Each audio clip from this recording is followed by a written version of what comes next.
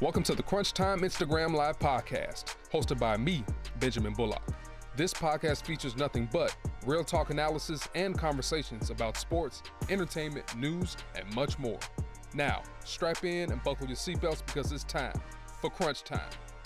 What's happening, y'all? What's happening? Hope y'all hear me okay. Welcome to this special edition of the Crunch Time Instagram Live podcast. I'm your host, Benjamin Bullock. I want to thank y'all for joining me on this Monday evening, November the 2nd, 2020. As y'all know, tomorrow is election day that everybody's been talking about. Everybody's been so anxious just to see what's going to happen with the future of our country. And obviously there's a lot of different opinions, a lot of viewpoints as to where the future of our country should go. So tonight, this is your first time listening. Like I said, my name is Benjamin Bullock, Crunch Time Instagram Live podcast. I'm your host.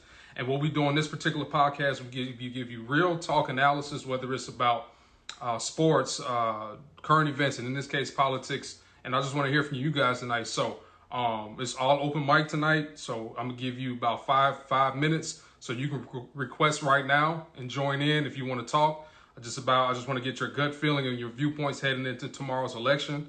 Make sure y'all follow the Crunch Time Instagram Live podcast on Spotify, Apple, and also YouTube. So once you search those, you go right in. So you go right in and follow those for me if that's cool with me. So whoever wants to hop on and join in, you know what I mean, go and request right now, and we can get going. D. Jones. Ben. What's up, man? What's going on? Not much, man. How you doing? Just want to, of course, encourage everyone to get out and vote.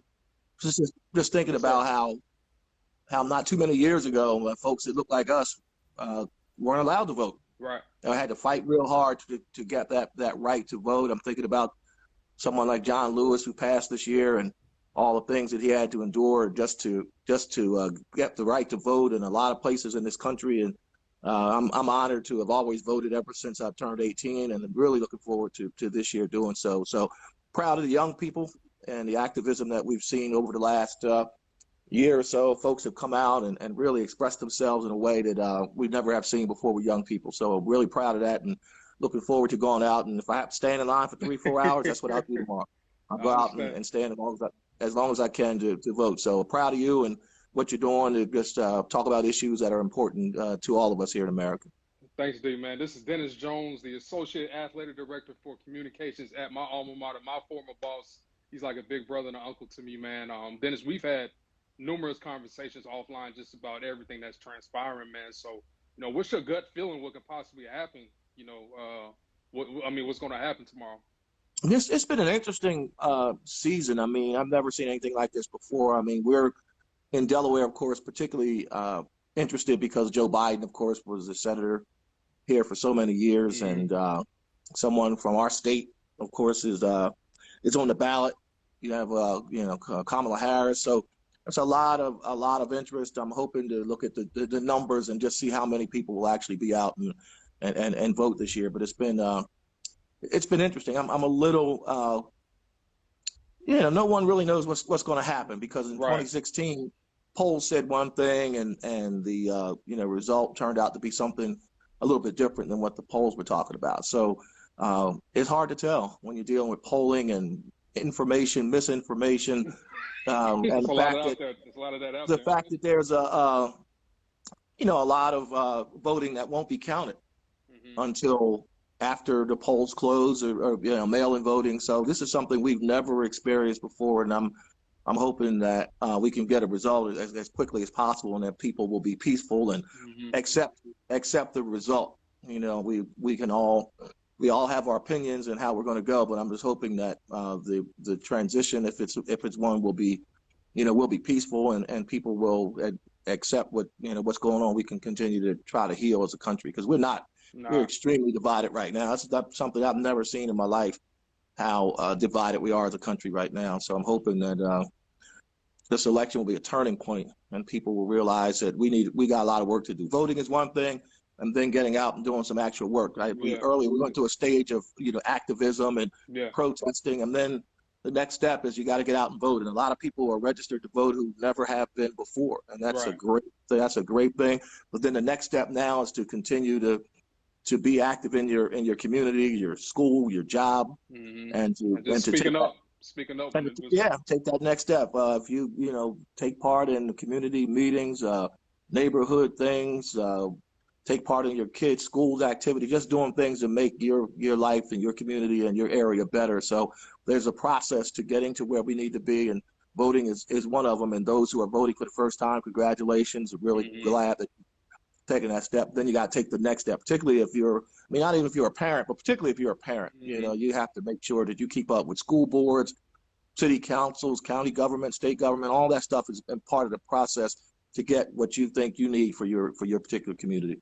Now, Dennis, you worked in radio for quite some time. Still doing some radios here and there. But, yeah, a little bit. Yeah. So, yeah. But you've been in Delaware quite some time. So when you did cover radio, I'm pretty sure you had to cover Joe Biden and what he did in the House and everything. So just give me your perspective on not only him as a candidate, but a lot of people are talking about that whole '94 crime bill kind of coming back to haunt him. So what's your take on all that? Yeah, I mean, it was obviously a kind of a different time back then. I remember working in radio when Bill Clinton, of course, was president at the time, and a lot of the African American mayors, we're getting a lot of African American mayors during that time. A lot of them were in their first term, or some major cities were getting African American mayors for the first time, whether it be Mayor Sills in Wilmington or Dinkins in New York, Wilson Goode in Philadelphia. Who else was Marion Barry in Washington? Maynard Jackson in Atlanta, and a lot of were experiencing high crime and the crack epidemic and all that, and people were trying to figure out how to deal with it. And some mistakes were probably made. It's easy to kind of look back now and see what coulda, shoulda, woulda. Yeah. But there was a lot of issues with crime, and I know the Congressional Black Caucus also was very active in trying to see what we can do to stop some of the bloodshed and some of the crime. But there were some other components to it as well. There was some education, recreational components, and everything as well. So that happened during the Clinton administration. Of course, Biden was, I think, head of the Judiciary Committee in the Senate at the time. So yeah, that's come back now, but at least we're having these discussions. I mean, it's like I say, that's 30 years ago, whatever, and now it's time to have more creative ways to deal with crime, particularly crime prevention. Yeah, try to keep people from getting involved in criminal activity from the beginning. Right.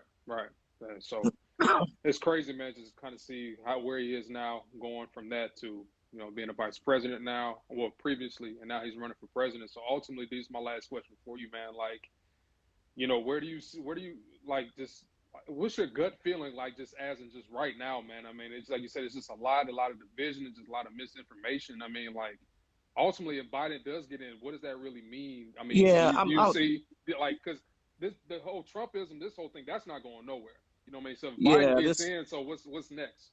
What has not surprised me, disappointed me about, and whoever you agree with, vote for Biden, Trump, whatever, that we're in an age now where truth is in question, which is really crazy. I mean, 2 + 2 has been 4 all our lives. And now you have two people looking at the same thing, and one person says 2 and the other person says, no, it's 7. Like, hold up. I mean, they're facts. You have to agree on what's factual, what's right. And we've gotten to a point in time where we can't even agree on that anymore. And a lot of that is due to the fact that there's so much misinformation and people trying to just deceive. And that's what the scary part about it is, that we can't even agree on what is actually true. Right. You know what I mean? It's like saying that, the Lakers won a championship, of course, but the Miami Heat running around talking like they won. Yeah. People get Miami Heat shirts saying that world champion Miami Heat. Well, they didn't win. Yeah. Lakers won. Let's all agree on that. Yeah. And don't act like Miami won. So we're at a point now where people are just saying stuff because that's what they want to believe, not what is actually true. And that's what's so hurtful. And it will never heal if we don't agree that this is factual. This is true, and we got to move on from there. Yeah, well, D, man, thank you so much, man. We'll wrap, man. Tomorrow, we always get our weekly calls in, man, just to kind of talk about everything. So, but I'm not even gonna talk about that Eagles Cowboy game last night. I'm not claiming that. I'm not even. Yeah, we'll talk about that later, D. All right. I don't even claim it. Hey, man, proud of you, brother, man. Take care of yourself. Thank you, sir. Appreciate it. All right, then. Peace. Yes, all right, sir. Yep. All right, y'all. That was my man, mentor, and former supervisor Dennis Jones, based out of Dover, Delaware. He works at Delaware State University. Used to work in news, so he has a different perspective, man. So this is a great conversation going so far, man. So I'm going to add somebody else. Make sure y'all drop. Y'all can hop in the conversation too, ask some questions or whatever, man. It's just strictly open mic, open forum. So do what you want, man. So we got coming up next. I got my man Lamar from New Jersey. Ready him to hop on. Lamar, what's up, boy? Yo, what's going What's on, up? man? What's up, man? How you doing, man? I'm doing all right, trying to keep up with you. Man, just trying to do my thing, man. Just try to help bridge this gap, have a good conversation, and just trying to get people to open up more so we can have a better perspective on how we can move on or just try to get better as one. You know what I mean? Yes, sir. So, how you doing out there in Jersey, man? Hanging in. NJIT is still moving along. Thankfully, everyone's been safe. We've been handling the pandemic as responsibly as I feel anyone in the country has. So, Yeah, I'm proud of our administration and everything that we've been doing. Just trying to plug away. Basketball season starts.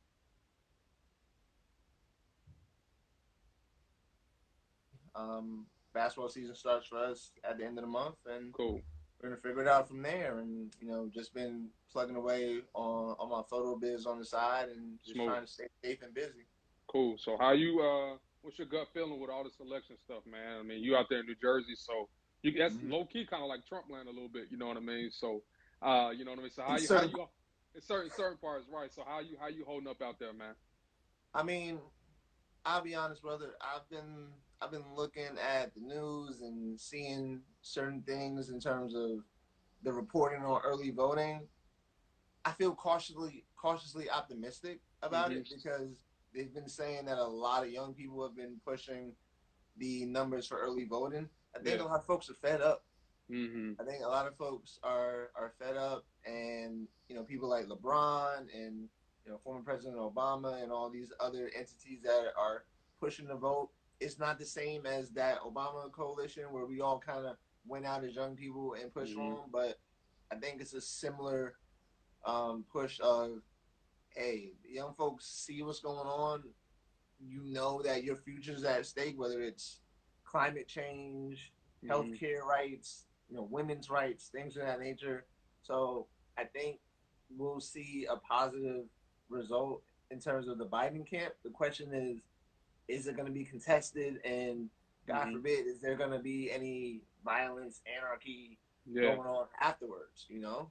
Yeah. Yeah. No, I get you, man. It's just just trying to process a lot of this stuff. I mean, just for me, man, I think, not I think, but I know this is the most I've ever been locked in terms of trying to understand both sides. Me, I mean, honestly, that kind of comes with maturity. I remember first time I voted was 2008. The only reason I voted for Obama because he was a black dude, and I wasn't about to vote John McCain. So, but Right. right. So that was 14 years ago. I'm sorry, 12 years ago. So now fast forward to now. You know what I mean? I'm 32, married, a father now. So and I have real bills. I didn't have real bills back then when I was 18. You know what I mean? So now Right. it's just like a maturing aspect and really trying to lock in and understand not only the issue of politics, but like policies and doing research and everything. And to be honest with you, bro, it's very overwhelming. No, it definitely can be, but I think something needs to be said about, we have two candidates. Some people, I'm sure, especially in our community, are thinking it's the lesser of two evils. Yeah, We played that card last time, and look what we got exactly. when it wasn't even that deep. Hmm. I recommend people go back and look for the episode of Last Week Tonight with John Oliver, Hmm. where he broke down in the 2016 election kind of the differences between Trump and Hillary Clinton. Right. Because his idea was, hey, if you're gonna say it's the lesser of two evils, let's look at their evils and Hmm. let's see, you know, what their flaws are, what their good points are, Right. this, that, and the third. And in that episode, he basically said, listen, while Hillary Clinton isn't perfect, she's experienced. We know she would be an adult in the room, Hmm. and the historic part aside, she would know what she's doing. Hmm.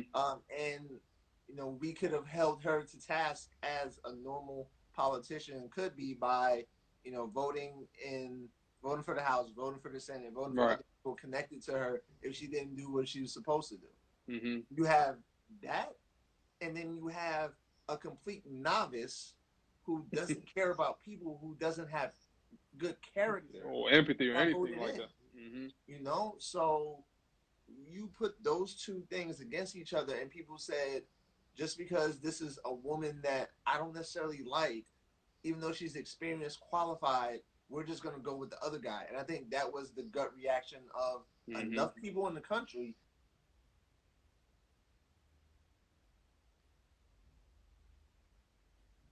I feel like whether you like Joe Biden or not, if you think he had, issues with the crime bill and things of that nature, you know that he cares about people. You know, he's a respectable man, and he's gonna look out for people whether you voted for him or not. Right. So I voted for Joe Biden, and I would say if he gets in again, we hold him to task if he doesn't do things that you got to hold him accountable. He has said that's the thing. He's going to do.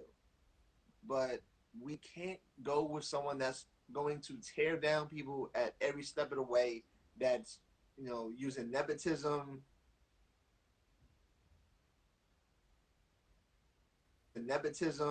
Who's using just all of these flawed character traits to run our country. Like there are people that have died because of just pure negligence because he's just not experienced. Right. I don't think we can go through 4 more years of that. Yep. This is my last question for you, bro. Hey, this is Lamar Carter, straight from Jersey, currently working at NJIT up there in North Jersey. So Lamar, man, ultimately, man, like, where do you see, no matter who wins, man, like, what's our next step as a people and as a country?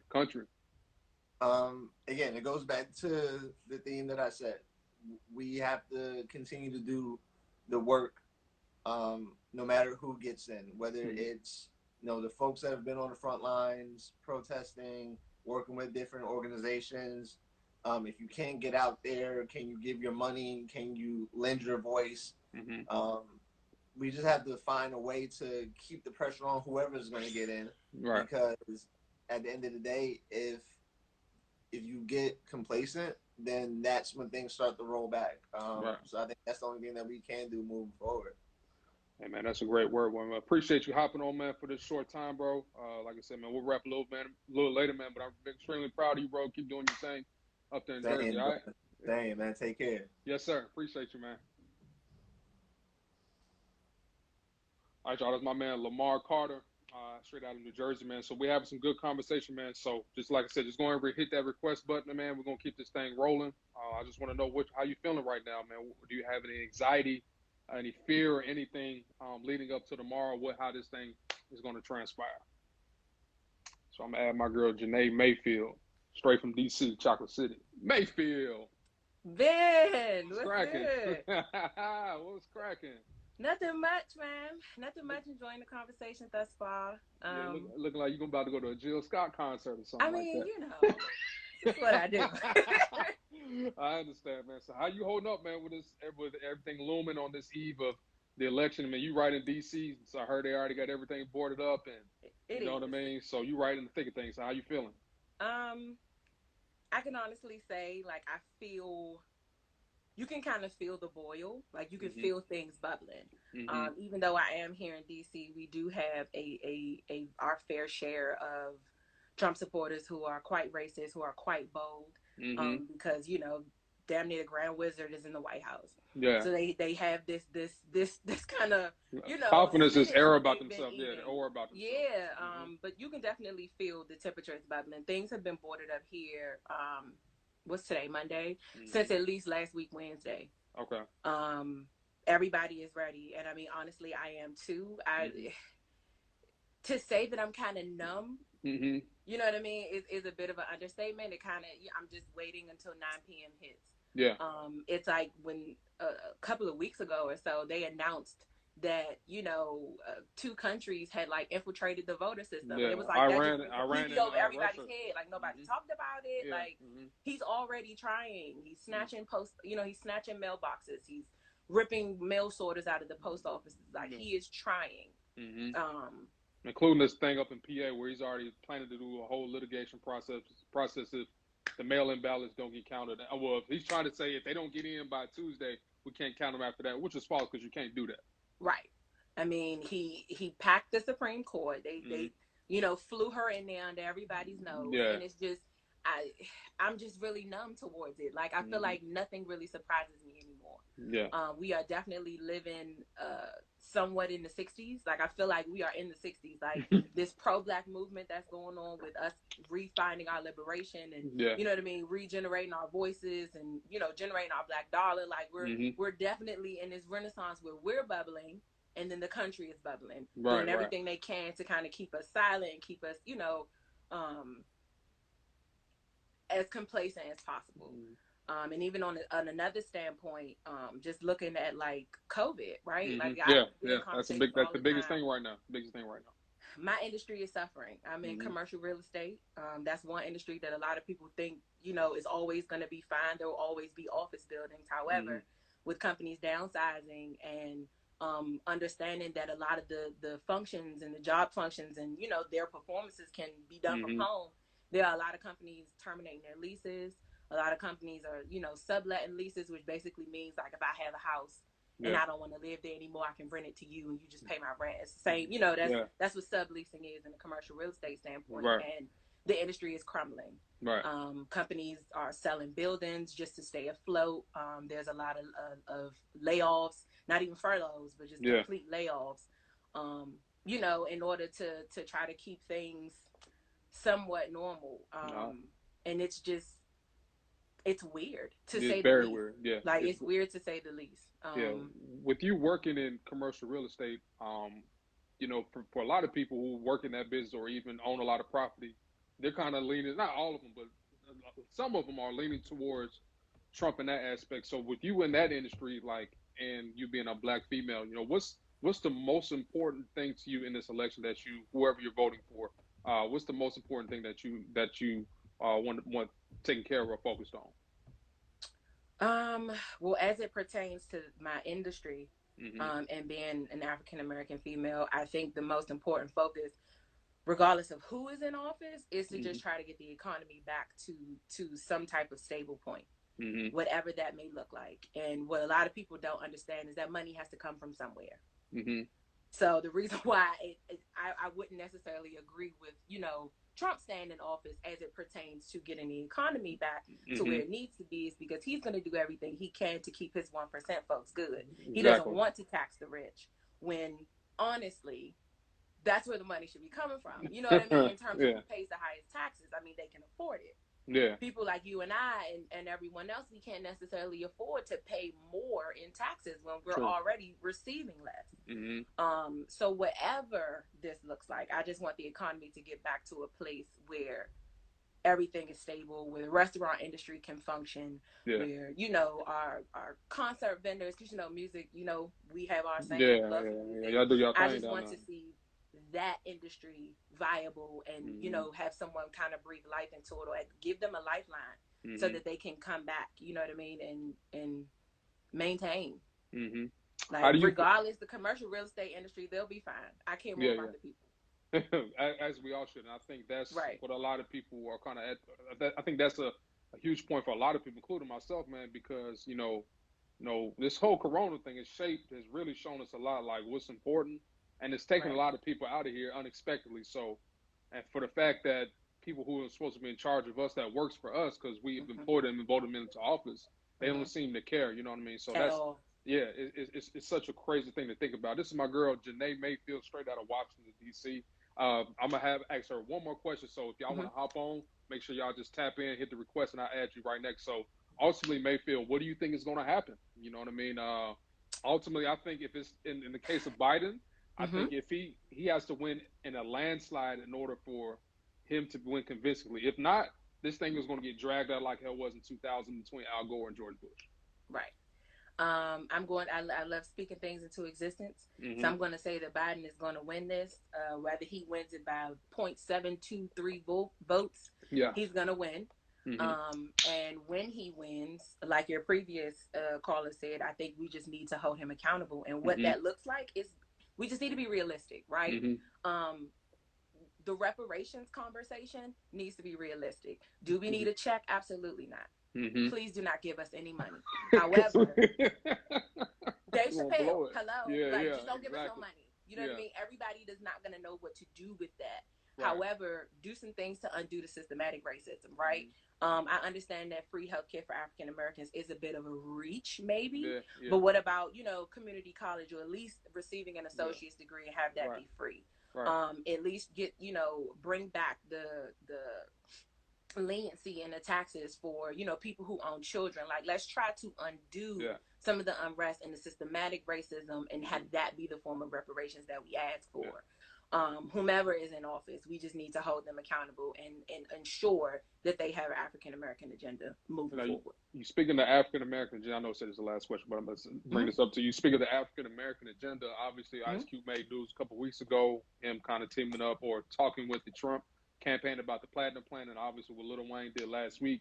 But a lot of people don't know, which they should know, Biden has a plan too, a little bit more thorough plan and all that. So so I hope people just just do your research. You dropped a comment earlier. It can be overwhelming when you're just trying to figure out, because there's a lot of information out there. You're trying to dig, you know what I mean? And understand that these politicians know exactly what they're doing. Had this not be Trump and Biden, and you could put any Republican and Democrat candidate in this position and they all do the same thing. They pull for public influencers to bring in that type of vote. The reason why I shook my head when you mentioned Ice Cube and Lil Wayne is because, at no point do I want Ice Cube to represent me. You know what I mean? Like, the Platinum Plan, I understand that. And I understand that I thank him for starting the conversation and, at least getting us talking about it. But I would appreciate it if there were experts in the room. I would appreciate it if there was legislators in the room who could attach themselves to this plan, who helped come up with this. The whole narrative of him pushing, saying that Biden wouldn't sit down with him. Think about all that man is going through right now and all that he's doing right now to prepare for president. I don't have time to sit down with Dre, with Doughboy anyway. And you got to think about this too. So say what if he would have met with Biden? What if Biden doesn't win? Then it would have been out the window. So you would have just met with him for no reason. For no reason. Of course, the acting president sat with you because that's what he's supposed to do. Exactly. And it's like, people, because it is Trump and Biden, their common sense as it pertains to politics and election time has completely gone out the window. Yeah. Either way. Yeah. Either one of them, whomever it is, I'm definitely hoping that it's Biden. We should just hold them accountable, like your previous caller said, as it pertains to the Black agenda. Excellent. Mayfield, thank you so much for your perspective. We'll wrap later, okay? Appreciate you. Okay. Have a good one. Yep. Appreciate it. All right, y'all. That's my girl, Janae Mayfield. So like I said, we're going to keep this thing rolling. I just want to know what your gut feeling is about the election as we sit here on election eve. So y'all can hit that request button. Y'all can drop a question if y'all have for me or anything. So y'all can just do whatever y'all want to. I hope y'all enjoying tonight, man. I know this is kind of a little different than what we usually do on different formats. So I'm just leaving this thing open. It's an open mic. So if you want to join, go right ahead. If you have a question, go and drop it right there in the comment section. And also just let me know how this show is going. Yo. What up? What's up, Number? What's cracking? Ain't shit, Just chilling? Living that PG life? Yeah. Born life. You in Texas, right? Yes, ma'am. I'm in Dallas, man. Let everybody know who you are, man. Let them know. Anita. Jarman. There you go. So me and Anita, we go back to college, and we were there at the same time. So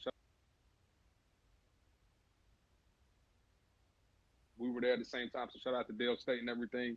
So you're still located in PG County, correct? Yeah, I'm in PG. That's good. So what's your gut feeling, man, about everything as we sit here on this eve on the election night? I think everybody needs to have a contingency plan. I think just from traveling abroad a lot, and doing things with the nonprofit, it's just so important for us to travel and to be open-minded about living abroad and raising your family, or just, if you're single, living abroad and probably having a dual citizenship. That's at top of mind for me.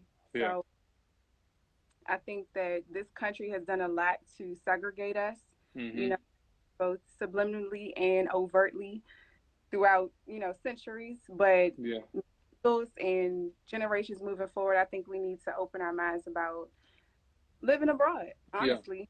We went to somebody with school we went to school with somebody who's actually living abroad right now. I can't think. Amani Bashir. I don't know if you remember her. You remember her, right? Yeah, so shout out to Amani. She's actually was she in Europe or Mexico? Yeah, she I know she was living in China for a while. Yeah, yeah, yeah. But she started a whole business, blogging about her travels Mm. and raising a family abroad, which is super dope. So Yeah, yeah. that's an interesting tidbit, man. So for you being a black female, strong black female, I should say, works hard at what you do or whatever. So what's for you during this election season? What's the most important thing to you in terms of who you're voting for or whatever the case might be? I think it boils down to who is all about humanity. Um, Mm-hmm. we live in a very weird time where we have to understand that we're humans first, and that's Mm-hmm. odd because we are. You know what I'm saying? But Yeah. I think the strongest thing is unity. And I just went for the person who unifies the best. Mm-hmm. And Yeah. we've seen over the past 4 years the Yeah. divisive the Trump administration has been. So Yeah. it was like to vote for Joe Biden. But it's kind of sad that we always have to take the lesser of the two evils, especially Mm-hmm. two elections. We've had to take the lesser of two evils, which is Mm-hmm. sad. But Mm-hmm. I'm going to be a person who's you know bringing everybody together. Honestly. Mm-hmm. Now you like the third person that said the lesser of two evils. So to you, what does the right candidate look like? Because ultimately, to me, there's no perfect candidate out there. But at the same time, obviously we're going to make mistakes. But is it really? I would say, is it right to say like the lesser of two evils? But at the same time, like I said, there's no perfect candidate out there. Right. Because politicians don't have a good rep with Mm-hmm. me. No Mm-hmm. politicians. Okay. I think a lot of them are just it's PR, it's fluff. Mm-hmm. Mm-hmm. Window They're dressing. Mm-hmm. there you go. Mm-hmm. They're just driven by power and ego. And I used to work in the courts. I used to work in the government. And I used to see just from an executive level Mm-hmm. how it was never about touching base with people. So when you do connect with a politician who can't, touch you as a human, you know what I'm Yeah. saying? Let alone Mm-hmm. a black person, then that's what I'm most sold on. But I think voting really is most effective at the local level. Okay. So Say that again. Say that one more time. yeah, I think voting is most effective at the local level. And why is Um, that? well, living in PG County, we are predominantly black, Mm-hmm. and most, if not all, of our councilmen and councilwomen are black. Mm-hmm. And I'll say it like this, and I don't know how long I have, but I'm gonna You give you got a you, little. you got 5 more minutes. You good? You good? Okay. You good? So 2 years ago, I was heavy with my nonprofit. I was trying to bring it back Mm-hmm. home. I was doing it on the college level. I wanted to do it in the area of Prince George's County. Yeah. Long story short, my homeboy was running. He was young. He was his first time running. He was running for a council seat here in PG County, Right. and we were kind of shooting the breeze. He wanted me to help campaign for him, this, that, and the third. So he Mm-hmm. told. Well, I asked him. I said, "What's the best way that I can affect change with my nonprofit in my community?" He said, "Well, get Yeah. on your calendar." I said, "Well, okay, cool." So I shot her an email, Mm-hmm. and first, what are you registered as? Are you Democrat, Republican, or Independent? I said, "I'm a proud Independent." He Mm-hmm. said, "Well, honestly, you're kind of like lowest on the totem pole because Mm. when she starts campaigning, she's going to listen to her constituents that are her party Yeah. because she knows that's a guaranteed vote for her." Mm-hmm. So I was like, wait a minute. So if I'm, it's so that's politics. You Yeah. know, All day. Mm-hmm.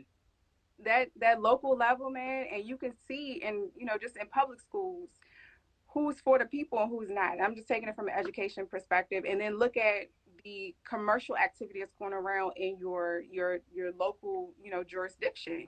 What Mm-hmm. most of is it liquor stores and carry outs, or is it Yeah.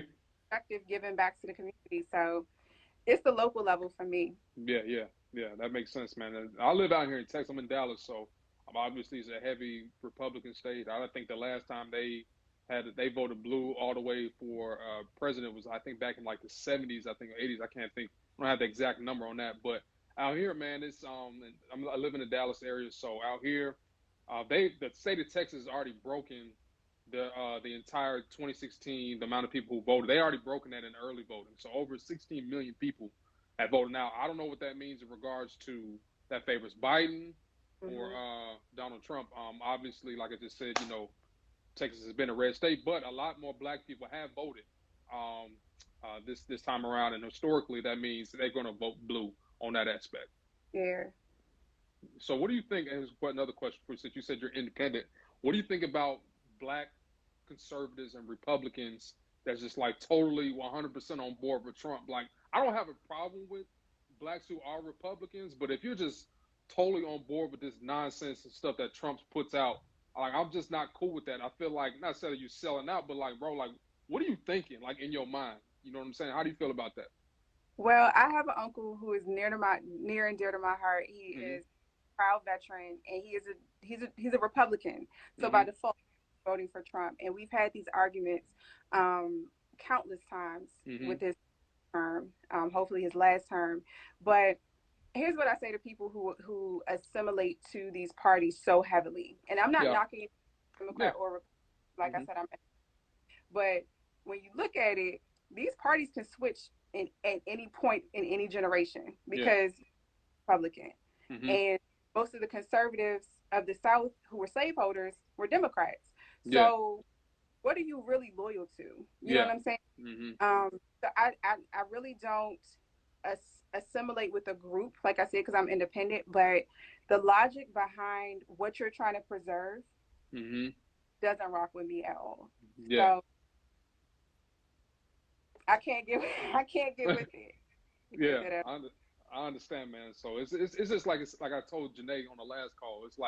It's just a lot of stuff to process because for me, man, like me being in media, you in PR, so you're gonna have your eyes on social a lot trying to see what's out there. And I mean, I really had to take some time just to kind of dial back because it was just way too much taking in. You just checking Twitter every day, seeing what this person's saying, what this person's saying, reading this article, watching this documentary, because like I said before, like this is the first time ever I've really locked in and literally trying to see, like, okay, trying to analyze, both sides and just get a fair perspective. But like I said, man, it's way, way, way too much on that aspect. So this is my last question for you, man. So, what's gonna happen?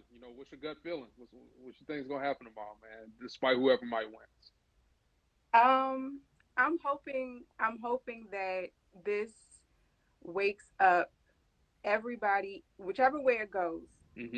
Hope that everybody who just from COVID and the height of the Black Lives Matter movement that we've experienced in the past 7 months, whatever wakes you up in the morning that says we need change, I hope that drives you no matter what. I hope it doesn't stop at the voting booth. I hope that those who are really encouraged by the energy of why Donald Trump and his ideologies need to be removed from this country, I hope that continues. So, whichever way it goes, I really hope and pray that people continue the energy of what they know needs to change. Right. People who don't want to change are the ones who are saying, make America great again. They just can't accept. They want to go back. Ronald Reagan and them. Reaganomics. Well, Nita, thank you so much for hopping on with me. I really do appreciate the number. So shout out to Z5B, obviously Omega Psi Phi over here all day, every day. And most importantly, shout out to Dale State, okay? Thank you for having me. Hey, no problem. Appreciate you. All right. Yep. All right, that was my girl, Anita, straight from PG County, Maryland. PR veteran, she used to work for the government, as she talked about. So I got about 10 more minutes left to this thing end. So if y'all want to hop on, like I said, just going to hit that request button. Y'all want to join the conversation with me, that's cool, man. Just like I said, for me, this whole entire election process is just really opened my eyes to really dig in to see what's going on. Because like I said before, when I was 18, 22, and 26 or whatever, I knew, but I really didn't know. But now that I'm grown, I kind of understand, like, okay, this is what I need in terms of what I want for myself going forward. I need to vote for this person. And that, like Anita said, also look into, your local elections as well, figure out who you need to vote for. And to be honest with y'all, it's very hard to figure out, like, just to get some information on just the local people, other than those little poster signs y'all see in the grass or the billboard stuff that you might see on the ground or whatever. Other than that, it's extremely hard to try to figure out, what their what their viewpoints are, besides what their affiliation when it comes to politics. So I'm gonna continue this thing, man. So like I said, we got about another 10 more minutes. I'm gonna see if anybody else wants to hop on this thing. Big Mo, Yeah, what's up, big man? What's going on, man? not much, man. I was listening. I wasn't planning to be live this evening. Hey, man, I got to put you on the spot, bro. I got to put you on the spot, man. Start to do you like a man. Did you decline you? Oh, man, listen, I got a few declines, boy, but it's all good, though. It's all good, man. How you doing, though, man, out there in Norfolk, I'm man? good, man. I'm good. Gets to some better light in here. I'm in here watching my CNN.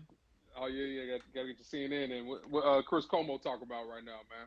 Hey, man, Chris don't pull no punches, man. He calls it like it is. Yeah, he be going after him, man. It's pretty fun to do, man. So, Mo, man, ultimately, man, you based out of Norfolk, Virginia. That's definitely an important state when it comes to this whole thing. But more importantly, man, what's your gut feeling going into tomorrow, man? Wow, man, anything can happen. I mean, I think the biggest fear is the unknown. Mm-hmm. I think we over 95,000 people voted early. I think that's wow. Be key. 95 million. Mm-hmm. That's going to be key because we just don't know. A lot of people saying they think Democrats vote early. Some people saying Republicans vote early. I mean, we just don't know. Mm-hmm. I think that's going to be key. And these absentee ballots and mail-ins that that haven't been counted yet. Some states, obviously, the state of Florida, they've done this plenty of times. They're allowed to count theirs early. So those votes have kind of been counted already. So it's just I don't know.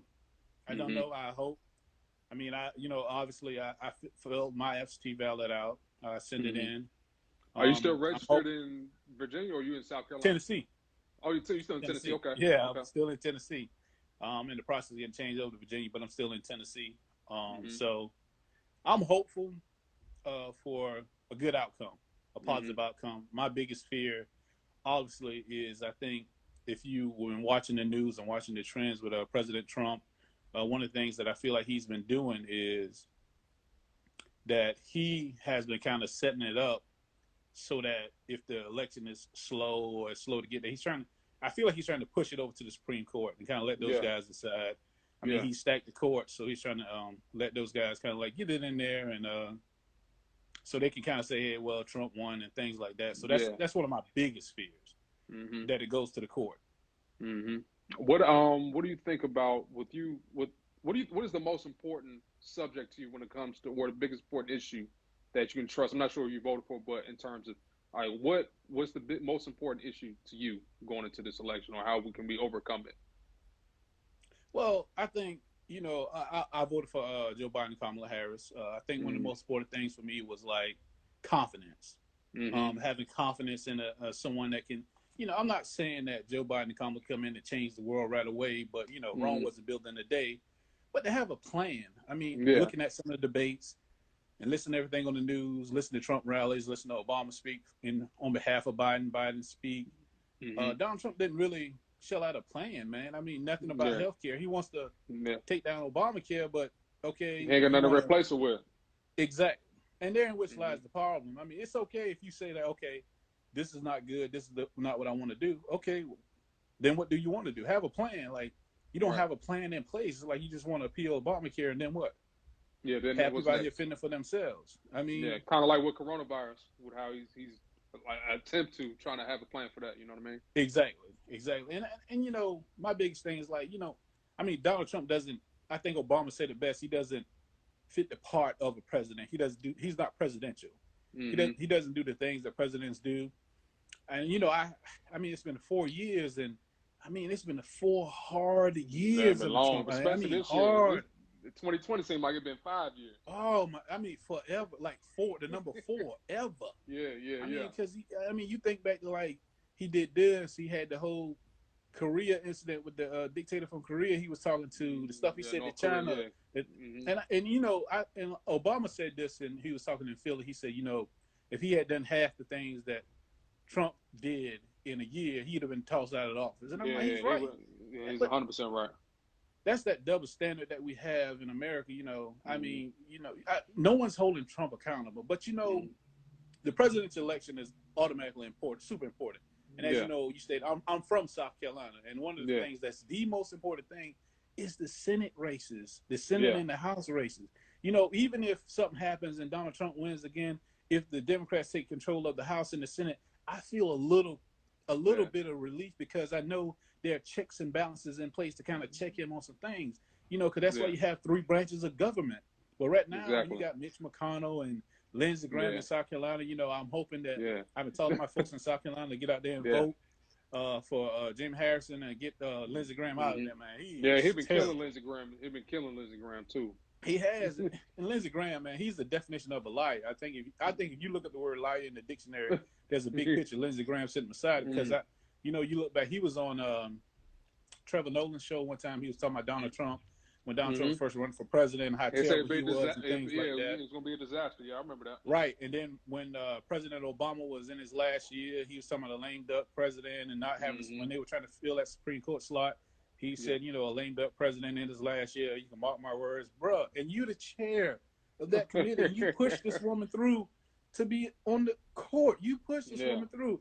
And everyone knew she was going to be confirmed. Like, everybody knew, because they had the votes. There wasn't anything that nobody could do about it. But man, those are the races. And I think I heard Dennis talking about it. You know, when you talk about your mayor races, your school board reps, your governors, your state race, state house, Senate, U.S. Senate, and U.S. House races. Those races are just as important. I think oftentimes we get up for the presidential election every 4 years, and everyone want to get out and because it's more of a bigger stage to come out in masses. But we got to vote every election, man. I mean, those small races determine a lot. Like, how much you pay taxes, who's your mayor. Those say a lot about things, and when things happen in your area, I think all those elections are very important, and folks need to exercise that right to vote. Yeah. Mo, this is going to be my last question for you, man. You working in sports, man, it's been kind of tough in regards to the economy and not really covering everything, and then you worked in Tennessee. So you being a black man, just kind of having experience with, a lot of people from different cultures, different races, different ages. How are you feeling, man? How you been able to bounce back? I mean, not to say bounce back, but how are you been able just to kind of work through all the stuff that's kind of happening with this year, and then you got this election on top of that? Man, let me tell you, a lot of people, I watch social media and hear people talk about it. I think we've had conversations about how tough 2020 has been. It's been tough. I think one of the worst things that happened in the country, and I hate to say this, probably one of the things that wake people up is the George Floyd and the COVID pandemic. And I told somebody when it happened, had it not been for COVID, George Floyd would have just been a blip on the radar and kept moving, because that's something that happens every day. And some friends of mine from Tennessee, we still talk. They hit me up and ask me like, how are you doing? How you feeling? I'm like, And friends, you meaning what race are they? White friends. Reaching out. They want to know like, are you good? Like, they didn't. Some people like, and they were honest, like they didn't know what to say or what to do. But my thing was like this, and they were asking me how I feel. I said I feel indifferent. Because it happens so often, it becomes, and unfortunately, you're numb to it so much. Exactly, and it shouldn't be like that, but it's a fact of the matter. But because of COVID and everything that was going on, now people are waking up to the situation, to what is being said and what's not being said. And I worked at Tennessee. Obviously, we talked about it. You worked at LSU. I worked at Tennessee, and I was on African American in the media relations department, and they were really good to me. But at the same time, same here. And you can see some of the things that people did, and people, and you've been around people long enough, and you know how they felt and what they believed. And when they say, "Oh man, you did a great job with that," like it's unexpected of you to do exactly. It's not. It's unexpected. It's not expected. People think you are intern. They're not really used to seeing people African American in that aspect in a leadership position, or you have in that position at that particular school. Right. And you think about it, man. I think that being at Tennessee was a great experience for me, and being around the African American athletes, for them to see people who are not coaches, and who don't work in academic support that look like them, and they feel comfortable having conversations and talking to you about things like that. So I thought that was big. But the way the country is today, man, I'm always fearful. I'm from South Carolina. I live in the country. There are a lot of dark roads. We don't have lights. Yeah. So it's oftentimes I used to joke with like friends of mine that I knew were cop in a small town. Like if you get behind me, you got to follow me to some light, cuz.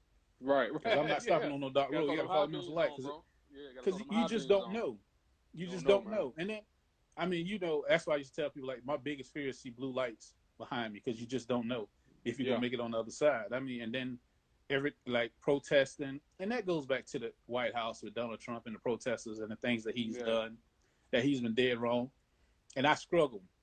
Mm-hmm. I do struggle. I believe. First of all, I think everyone should vote, and it's important. But I struggle with like people trying to justify voting for Donald.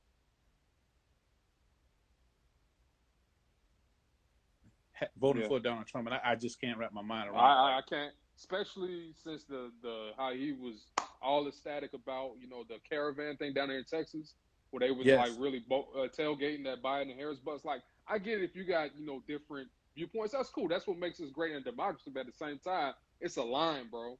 You don't encourage that kind of nonsense. Like, somebody could have made somebody could have swerved left and swerved right. It could have been a major pileup accident, and then you know what I'm saying, and then. You don't even want to acknowledge the possibility of that. Come on, bro. Stop. And then the way he talks about African American, those women, the way the president talks about females is a problem for me as a man with a mother, and that's the thing I tell people, like, how are you okay with having a man talk to a woman, that nasty woman? Yeah. The way he that she's nasty, she's real nasty, things like that. Person, Kamala. Yeah, exactly. It's crazy, right. I mean, that's just so disrespectful, man. Give her the respect due, and even like people mispronouncing her name. I'm like, come on. Give them respect that's due. Yeah. Right, yeah. Exactly. Like, who are you? That's what I'm saying. I'm hoping the Democrats are to win the Senate and win the presidential election, so they can kind of get some things in motion. Mm-hmm. I think it's like Lamar said, and everybody else said, got to hold people accountable, but we need to be realistic with holding people accountable. I think your friend said about giving people reparations and checks and things. Us, we're gonna be down there at the corner store. That's not gonna build the economy. Yeah, that's not gonna be. That's just gonna be wasting it on depreciating stuff. That's not gonna work. Exactly. Bro. And then because we need to build this economy back up. It's gonna be tough. I think the economy is gonna be hard to build up. I think the pandemic is the most important thing on the agenda. But my biggest fear is, Trump losing this election. How long is it gonna take him to accept the loss, and what is he gonna do from November 3rd to January 20th that could really put us in a bad situation? Sabotage. An angry man is a tough situation.